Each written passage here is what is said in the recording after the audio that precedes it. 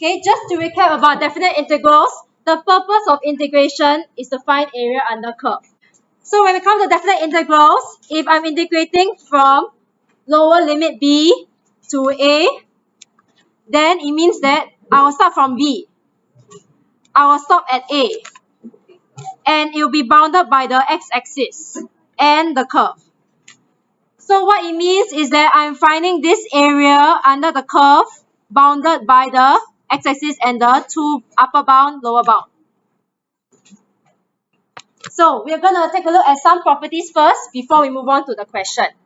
If you look at page 121, okay, the green color box summarizes the properties, but I'm going to summarize it in just 4 steps.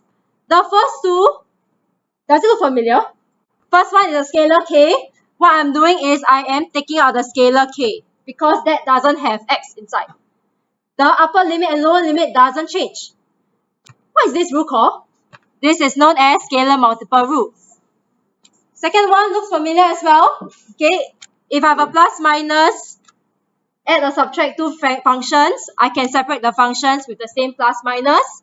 Okay, this is known as addition subtraction rule. So these are the first two rules. You don't have to remember because it's the same as what we did last time. What if I switch the upper and lower limit? Okay, switch my A and B position. And they are actually related. But make a guess. How are they related? They are related by the negative. They are the negative of each other. Now I'm going to show you the fourth one and I'm going to draw a diagram. Okay, the fourth one, I'll have two integrals, two definite integrals. I'll start from A, integrate to B. Second one, from B, integrate to C. The first one is from my A to B, right? So this will be my blue region.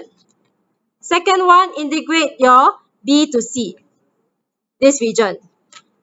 So if I add these two regions, I can simplify it.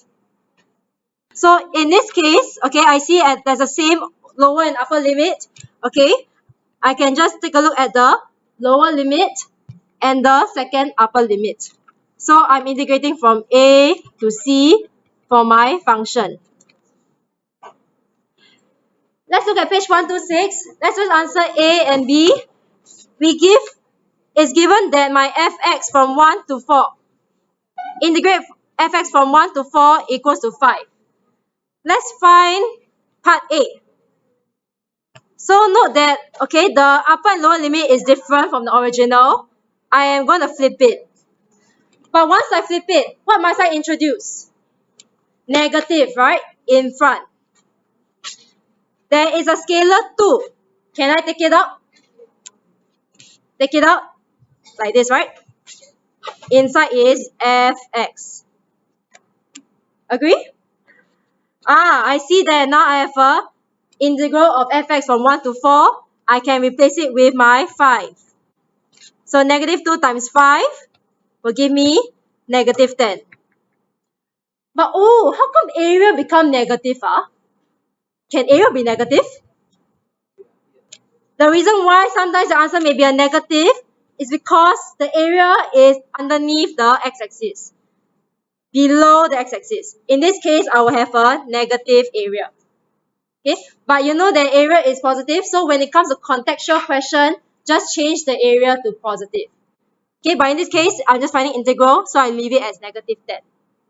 So if we move on to part B, okay, there are two different functions now, fx and fx plus 3. They are different, you cannot add them now. But what you can do is to split these into two different integrals first. After I split up, now I have fx. But note that I have the same upper and lower limit. I can combine these two together.